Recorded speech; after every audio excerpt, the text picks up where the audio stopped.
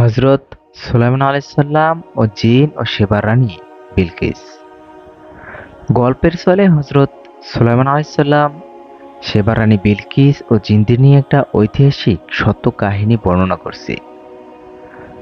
প্রসিদ্ধ নবী হযরত সুলাইমান আলাইহিস সালাম দাউদ আলাইহিস সালামের ছেলে। আল্লাহ তাআলা তাকে নবুয়ত, জ্ঞান, প্রজ্ঞা ও তার পিতার রাজত্বের স্থলাভিষিক্ত করেছেন। মহান আল্লাহ তাকে এমন কিছু নিয়ামত দান করেছেন যা অন্য কোনো নবীকে দান করা হয়নি। এ বিষয়ে আল্লাহ তাআলা ইরশাদ করেন, আমি দাউদের জন্য সুলাইমানকে দান করেছিলাম। সে কতই না উত্তম বান্দা। অবশ্যই সে ছিল আমার প্রতি সদা প্রত্যাবর্তনশীল। সূরা সদ, আয়াত নাম্বার ৩০।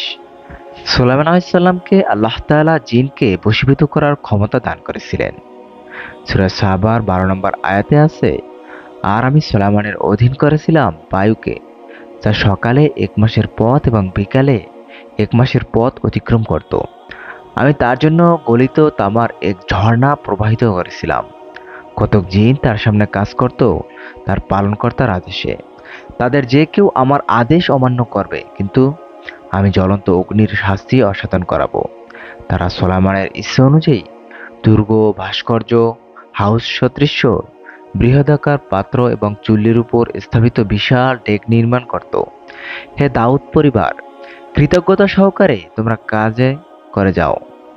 আমার বান্দাদের মধ্যে অল্প সংখ্যকই কৃতজ্ঞ। অন্যত্র আল্লাহ তাআলা বলেন, এবং আমরা তার অধীন করে দিয়েছিলাম শয়তানদের কতককে। শয়তান জিন বোঝানো হয়েছে যারা তার জন্য ডুবুরির কাজ করত। তাছাড়া অন্য আরও কাজ করত। আমরা তাদেরকে নিয়ন্ত্রণ করতাম। সূরা আম্বিয়া, আয়াত নাম্বার ৮২। রাজা সুলাইমান আলাইহিস সালামের দরবারে রানী বিলকিস। অন্যত্র বলা হয়েছে, আর সকল শয়তানকে খারাপ জিন বোঝানো হয়েছে। তার অধীন করে দিলাম, যারা ছিল প্রসাদ নির্মাণকারী ও ডুবুরি, এবং অন্য আরো অনেককে অধীন করে দিলাম যারা আবদ্ধ থাকত শৃঙ্খলে। সূরা সদ, আয়াত নাম্বার ৩৭-৩৮। বস্তুত জিনেরা সাগরে ডুব দিয়ে তলদেশ থেকে মূল্যবান মণিমুক্তা, হীরা জহরত তুলে আনত এবং সুলাইমানের হুকুমে নির্মাণ কাজ সহ যে কোনো কাজ করার জন্য সদা প্রস্তুত থাকত। ঈমানদার জিনেরা তো সওয়াবের নিয়তে স্বেচ্ছায় অনুগত করত, কিন্তু দুষ্ট জিনগুলো বেরিবদ্ধ অবস্থায় সুলাইমান আলাইহিস সালামের ভয়ে কাজ করত। আদেশ পালনে সব সময় প্রস্তুত থাকাটাও এক প্রকার শৃঙ্খলাবদ্ধ থাকা বৈকি। শয়তান হচ্ছে আগুন দ্বারা সৃষ্ট বুদ্ধি ও চেতনা সম্পন্ন এক প্রকার সূক্ষ্ম দেহধারী জীব। জিনের মধ্যকার অবাধ্য ও কাফের জিনগুলোকে মূলত শয়তান নামে অভিহিত করা হয়।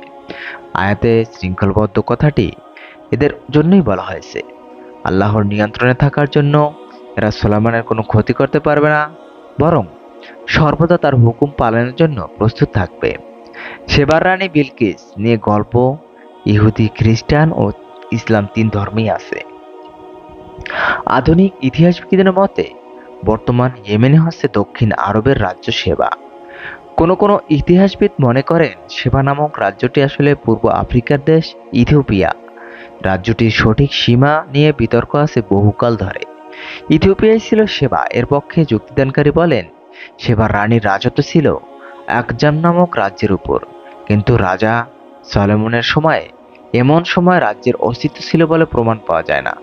এমনকি যখন বুক অব কিংস সম্পাদিত হয়, তখনও এমন কোন রাজ্য ছিল বলে প্রমাণ পাওয়া যায় না।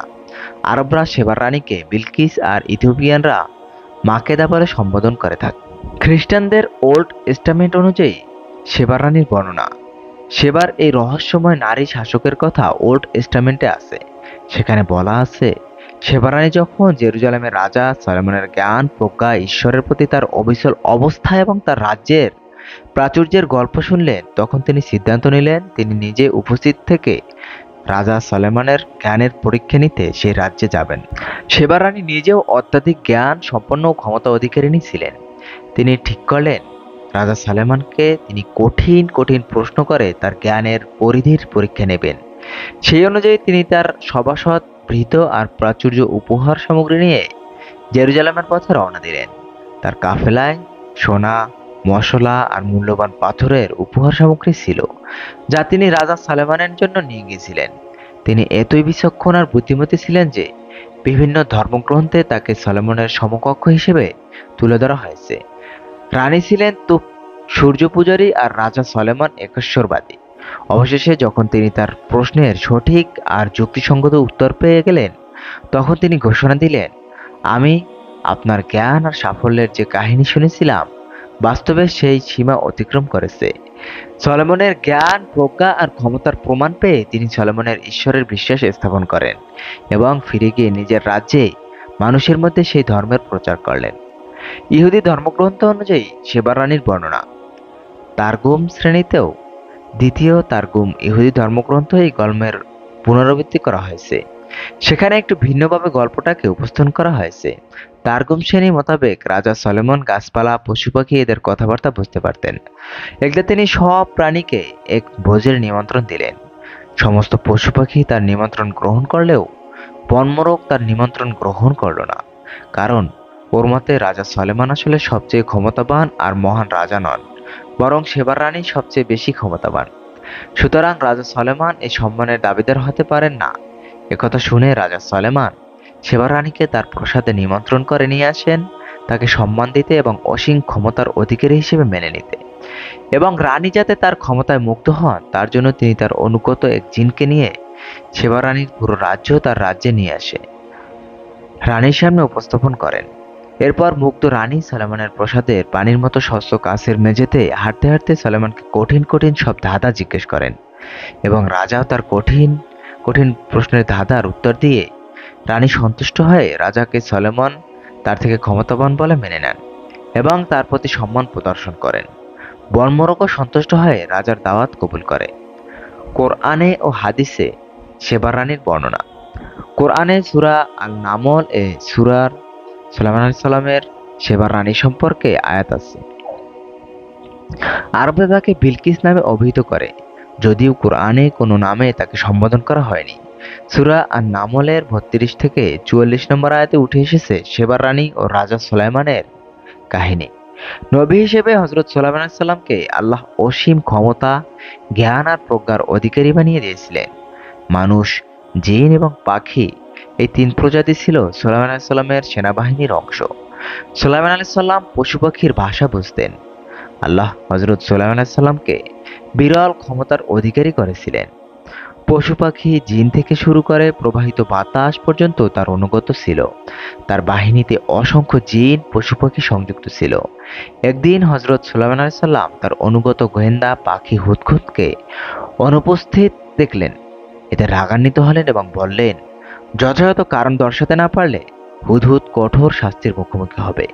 কিছুক্ষণ পর হুদহুদ ফিরে এলো এবং রানী বিলকিসের রাজ্য, রাজত্ব, ক্ষমতা, প্রসাদ ও সিংহাসন সম্পর্কে গুরুত্বপূর্ণ তথ্য দিলেন। তিনি রানীকে আল্লাহর প্রতি বিশ্বাস স্থাপনের আহ্বান জানিয়ে চিঠি পাঠান।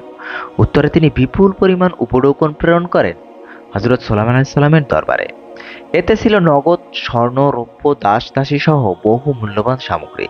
সঙ্গে পাঠান ৪০ সদস্যের উচ্চতর কূটনৈতিক দল। কিন্তু জাগতিক এই ধনসম্পদের প্রতি কোনো মোহ ছিল না হযরত সুলাইমান আলাইহিস সালামের। তিনি তা প্রত্যাখ্যান করলেন এবং জানালেন, মানুষকে কুফর ও শিরক মুক্ত করে একত্ববাদের পথে নিয়ে আসা তার মূল চাওয়া। আল্লাহ হযরত সুলাইমান আলাইহিস সালামকে যে ক্ষমতা, ঐশ্বর্য ও প্রাচুর্য দান করেছেন, রানী বিলকিসের প্রতিনিধিদের সে সম্পর্কেও ধারণা দিলেন তিনি। রানী বিলকিস তার দেশের সেনাদের যুদ্ধের প্রস্তুতি নেওয়ার নির্দেশ দিলেন। সেনা সমাবেশ ঘটানো হলো এবং যুদ্ধের সর্বাত্মক প্রস্তুতি নেওয়া হলো। রানী জাতির উদ্দেশ্যে ভাষণ দেন। তিনি বলেন, যদি সুলাইমান আলাইহিস সালাম আমাদের উপহার গ্রহণ করেন, যুদ্ধ না করে আল্লাহর পথে আহ্বান জানান, তাহলে বুঝতে হবে তিনি সত্য নবী। আর যদি তিনি উপহার প্রত্যাখ্যান করেন, তাহলে তিনি পৃথিবীর অন্যান্য রাজার মতো একজন রাজা। আমরা তার সঙ্গে যুদ্ধ করব। কোনো শক্তি আমাদের পরাজিত করতে পারবে না। আর তিনি যদি সত্যি নবী হন, কোনো শক্তি আমাদের রক্ষা করতে পারবে না। রানী বিলকিসের প্রতিনিধি দল হযরত সুলাইমান আলাইহিস সালামকে দরবার থেকে ফিরে তাকে জানালো, আল্লাহর শপথ, তিনি কোনো সাধারণ রাজা নন। আমরা তার সঙ্গে যুদ্ধ করার শক্তি রাখি না। কোনো দিক বিবেচনা করে আমরা তার চেয়ে শ্রেষ্ঠ নই। প্রতিনিধিদের উত্তর শুনে হযরত সুলাইমান আলাইহিস সালামের সঙ্গে দেখা করার সিদ্ধান্ত নেন রানী বিলকিস। তিনি বার্তা পাঠান, আমি আমার রাজ্যের নেতাদের নিয়ে আপনার কাছে আসছি।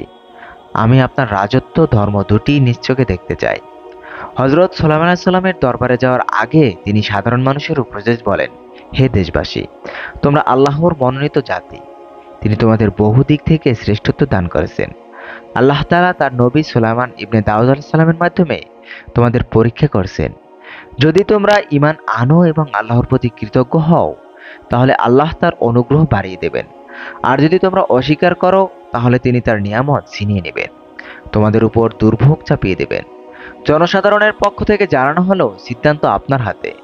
অতঃপর তিনি 1,12,000 সেনা এক বিশাল বাহিনী নিয়ে রওনা হন। অন্যদিকে সুলাইমান আলাইহিস সালাম তার বাহিনীকে বললেন, কে রানী বিলকিসের সিংহাসন আমার সামনে উপস্থিত করবে? সে উপস্থিত হওয়ার আগেই তার অনুগত একটি জিন রানী বিলকিসের সিংহাসন তার সামনে উপস্থিত করে। তখন একটি কাচের তৈরি সুরম্য প্রসাদ তৈরি করেন তিনি, যার নিচ দিয়ে ঝর্ণার ধারা বয়ে যেত। সুলাইমান আলাইহিস সালামের দরবারে নিজের সিংহাসন দেখে হতভম্ব হয়ে যান রানী বিলকিস এবং সুলাইমান আলাইহিস সালামের প্রতি বিনয় ও আনুগত্য প্রকাশ করেন। তিনি ও তার সভাসদরা ইসলাম গ্রহণ করেন। প্রসিদ্ধ মতে তাদের বিয়ে হয়। সূরা নামলের 20 থেকে 44 নং আয়াতে যেভাবে আছে। সুলাইমান আলাইহিস সালাম পক্ষীদের খোঁজ খবর নিলেন। অতঃপর বললেন, কি হলো, হুদহুদকে দেখছি না কেন? নাকি সে অনুপস্থিত? আমি অবশ্যই তাকে কঠোর শাস্তি দেব কিংবা হত্যা করব, অথবা সে উপস্থিত করবে উপযুক্ত কারণ। কিছুক্ষণ পরেই হুদহুদ এসে বলল, আপনি যা অবগত নন, আমি তো অবগত হয়েছি। আমি আপনার কাছে সাবা থেকে নিশ্চিত সংবাদ নিয়ে আগমন করছি। আমি এক নারীকে শাহবাসীদের উপর রাজত্ব করতে দেখেছি। তাকে সবকিছুই দেওয়া হয়েছে এবং তার একটা বিশাল সিংহাসন আছে। আমি তাকে ও তার সম্প্রদায়কে দেখলাম তার আল্লাহর পরিবর্তে সূর্যকে সেজদা করছে। শয়তান তাদের দৃষ্টিতে তাদের কার্যাবলী সুঘোষিত করে দিয়েছে, অতঃপর তাদের সৎপথ থেকে নিবৃত্ত করেছে। অতএব তারা সৎপথ পায় না। তারা আল্লাহকে সেজদা করে না কেন, যিনি নবমণ্ডল ও ভূমণ্ডলের গোপন বস্তু প্রকাশ করেন এবং জানেন না যা তোমরা গোপন করো, যা প্রকাশ করো। আল্লাহ ব্যতীত কোনো উপাস্য নেই। তিনি মহা আরশের মালিক। সুলাইমান বললেন, এখন আমি দেখব তুমি সত্য বলছো না তুমি মিথ্যাবাদী। তুমি আমার এই পত্র নিয়ে যাও এবং এটা তাদের কাছে অর্পণ করো। অতঃপর তাদের কাছ থেকে সরে পড়ো এবং দেখো তারা কি জবাব দেয়। সাবার রানী বলল, হে পরিষদবর্গ, আমার প্রতি একটি গুরুত্বপূর্ণ পত্র নিক্ষেপ করা হয়েছে। সেই চিঠি সুলাইমানের পক্ষ থেকে। এতে বলা হয়েছে, পরম দয়ালু ও ক্ষমাশীল আল্লাহর নামে শুরু। আমার অবাধ্য হয় না এবং বশ্যতা স্বীকার করে আমার কাছে উপস্থিত হও। পত্র শুনিয়ে রানী বলল, হে নেতৃবৃন্দ, আমার কাজে পরামর্শ দিন। আপনাদের বাদ দিয়ে তো আমি কোনো গুরুত্বপূর্ণ কাজ করি না। তারা বলল, আমরা শক্তিশালী ও কঠোর যোদ্ধা, কিন্তু সিদ্ধান্ত গ্রহণের ক্ষমতা আপনারই। অতএব আপনি ভেবে দেখুন আমাদেরকে কি আদেশ করবেন। সাবা রানী বলল, রাজা বাদশাহরা যখন কোনো জনপদে প্রবেশ করে তখন সেটাকে বিপর্যয় করে দেয় এবং সেখানকার মর্যাদাশীলদের লাঞ্ছিত করে। এরকম কাজ করাই তাদের রীতি। আমি তার থেকে কিছু উপঢৌকন পাঠাচ্ছি, দেখি আমার দূতেরা কি জবাব নিয়ে ফেরে। অতঃপর যখন দূত সুলাইমানের কাছে আগমন করলো, তখন সুলাইমান বললেন, তোমরা কি ধন সম্পদ দ্বারা আমাকে সাহায্য করতে চাও? আল্লাহ আমাকে যা দিয়েছেন তা তোমাদের প্রদত্ত বস্তু থেকে অনেক উত্তম। বরং তোমরাই তোমাদের উপঢৌকন নিয়ে সুখে থাকো, ফিরে যাও তাদের কাছে। এখন অবশ্যই আমি তাদের বিরুদ্ধে এক সেনাবাহিনী নিয়ে আসব, যার মোকাবেলা করার শক্তি তাদের নেই। আমি অবশ্যই তাদেরকে অপদস্থ করে সেখান থেকে বহিষ্কৃত করব এবং তারা হবে লাঞ্ছিত। সুলাইমান বললেন, হে পরিষদবর্গ, তারা আত্মসমর্পণ করে আমার কাছে আসার পূর্বে কে বিলকিসের সিংহাসন আমাকে এনে দেবে? জনক দৈত্য জিন বলল, আপনি আপনার স্থান থেকে ওঠার পূর্বে আমি তা এনে দেব এবং আমি এ কাজে শক্তিমান বিশ্বস্ত। কিতাবে জ্ঞান যার ছিল সে বলল, আপনার দিকে আপনার চোখের পলক ফেলার পূর্বেই আমি তা আপনাকে এনে দেব। অতঃপর সুলাইমান যখন তার সামনে রক্ষিত দেখলেন, তখন বললেন, এটা আমার পালনকর্তার অনুগ্রহ, যাতে তিনি আমাকে পরীক্ষা করেন যে আমি কৃতজ্ঞতা প্রকাশ করি না অকৃতজ্ঞতা প্রকাশ করি। যে কৃতজ্ঞতা প্রকাশ করে সে নিজের উপকারের জন্য কৃতজ্ঞতা প্রকাশ করে, এবং যে অকৃতজ্ঞতা প্রকাশ করে সে জানুক যে আমার পালনকর্তা অভাবমুক্ত কৃপাশীল। সুলাইমান বললেন, তার সামনের সিংহাসনের আকার আকৃতি বদলিয়ে দাও, দেখব সে সঠিক বুঝতে পারে না তাদের অন্তর্ভুক্ত তাদের দিশা নেই। অতঃপর যখন রানী এসে গেল তখন তাকে জিজ্ঞেস করা হলো, তোমার সিংহাসন কি এরূপই? সে বলল, মনে হয় এটা সেটাই। আমরা পূর্বেই সমস্ত অবগত হয়েছি এবং আমরা অজ্ঞাবহ হয়ে গেছি। আল্লাহর পরিবর্তে সে যার ইবাদত করত সে তাকে ঈমান থেকে নিবৃত্ত করেছিল। নিশ্চয়ই সে কাফের সম্প্রদায়ের অন্তর্ভুক্ত ছিল। তাকে বলা হলো, এই প্রসাদে প্রবেশ করো। যখন সে তার প্রতি দৃষ্টিপাত করলো তো সে ধারণা করলো যে এটা স্বচ্ছ গভীর জলাশয়। সে তার পায়ের গোছাস খুলে ফেলল। সুলাইমান বলল, এটা তো স্বচ্ছ স্ফটিক নির্মিত প্রসাদ। বিলকিস বলল, হে আমার পালনকর্তা, আমি তো নিজের প্রতি জুলুম করেছি। আমি সুলাইমানের সাথে বিশ্বজাহানের পালনকর্তা আল্লাহর কাছে আত্মসমর্পণ করলাম। সেবা রানীর রহস্য ঘেরা এক চরিত্রের নাম, যাকে নিয়ে নানা গল্প যুগ যুগ ধরে মানুষের মুখে মুখে প্রচলিত। তাকে নিয়ে নির্মিত হয়েছে হলিউড চলচ্চিত্র। এখন শিল্প সাহিত্যে একজন ক্ষমতাশীল রানী হিসেবে তার সবর উপস্থিতি বর্তমান এবং ভবিষ্যতেও তা চলবে। নবী হিসেবে হজরত সুলাইমান আলাইহিস সালামকে আল্লাহ অসীম ক্ষমতা, জ্ঞান আর প্রজ্ঞার অধিকারী বানিয়ে দিয়েছিলেন। মানুষ, জিন এবং পাখি এই তিন প্রজাতি ছিল সুলাইমান আলাইহিস সালামের সেনাবাহিনীর অংশ। সুলাইমান আলাইহিস সালাম পশু পাখির ভাষা বুঝতেন। বাইতুল মুকাদ্দাস নির্মাণে জিনদের ভূমিকা। বাইতুল মুকাদ্দাসের জেরুজালেম অবস্থিত নির্মাণ সর্বপ্রথম ফেরেশতাদের মাধ্যমে অথবা আদম আলাইহিস সালামের কোনো সন্তানের মাধ্যমে সম্পন্ন হয়। কাবা গৃহ নির্মাণের 40 বছর আগে পরে। অতঃপর স্বপ্নাদিষ্ট হয়ে হজরত ইয়াকুব আলাইহিস সালাম তা পুনর্নির্মাণ করেন। তার প্রায় 1000 বছর পরে দাউদ আলাইহিস সালাম তার পুনর্নির্মাণ শুরু করেন এবং সুলাইমান আলাইহিস সালামের হাতে তা সমাপ্ত হয়। কিন্তু মূল নির্মাণ কাজ শেষ হলেও আনুষঙ্গিক কিছু কাজ তখনও বাকি ছিল। এমন সময় হজরত সুলাইমানের মৃত্যুকাল ঘনিয়ে এলো। এই কাজগুলি অবাধ্যতা প্রবণ জিনদের উপরে ন্যস্ত ছিল। তারা হজরত সুলাইমান আলাইহিস সালামের ভয়ে কাজ করত। তারা তার মৃত্যু সংবাদ জানতে পারলে কাজ ফেলে রেখে পালাতো। ফলে নির্মাণ কাজ অসম্পূর্ণ থেকে যেত। তখন সুলাইমান আলাইহিস সালাম আল্লাহর নির্দেশে মৃত্যুর জন্য প্রস্তুত হয়ে তার কাজ নির্মিত মেহরাবে প্রবেশ করলেন, যাতে বাইরে থেকে ভিতরে সব কিছু দেখা যায়। তিনি বিধান অনুযায়ী ইবাদতের উদ্দেশ্যে লাঠিতে বর করে দাঁড়িয়ে গেলেন, যাতে রূহ বেরিয়ে যাবার পরেও লাঠিতে বর দিয়ে দেহ স্থানে দাঁড়িয়ে থাকে। সেটাই হলো। আল্লাহর হুকুমে তার দেহ উক্ত লাঠিতে ভর করে 1 বছর দাঁড়িয়ে থাকলো। দেহ পচলো না, খসলো না বা পড়ে গেল না। জিনেরা ভয়ে কাছে যায়নি। ফলে তারা হাড় ভাঙা খাটুনি খেটে কাজ শেষ করে ফেলল।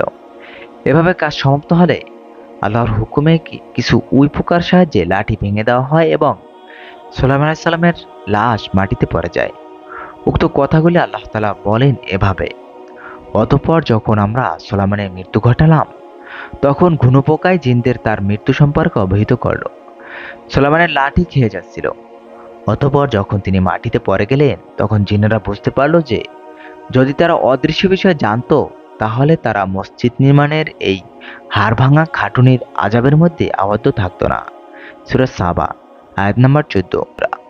সুলাইমান আলাইহিস সালামের মৃত্যুর এই ঘটনা আংশিক কুরআনের আলোচ্য আয়াতের এবং আংশিক ইবনে আব্বাস রাদিয়াল্লাহু তাআলা আনহু প্রমুখ থেকে বর্ণিত হয়েছে। সুলাইমান আলাইহিস সালাম ও সেবা রানীর ঘটনা, এতে ও জিনদের ভূমিকা কোরআন দ্বারা স্বীকৃত একটি সত্য কাহিনী। তবে কোরআনে ও সহিহ হাদিসের বাইরে অনেক তথ্য এসেছে যেগুলি যাচাই করা সম্ভব না। তা সত্ত্বেও যুগ যুগ ধরে এই কাহিনীগুলি চলে আসছে মূল কাহিনীর অনুষঙ্গ হিসাবে।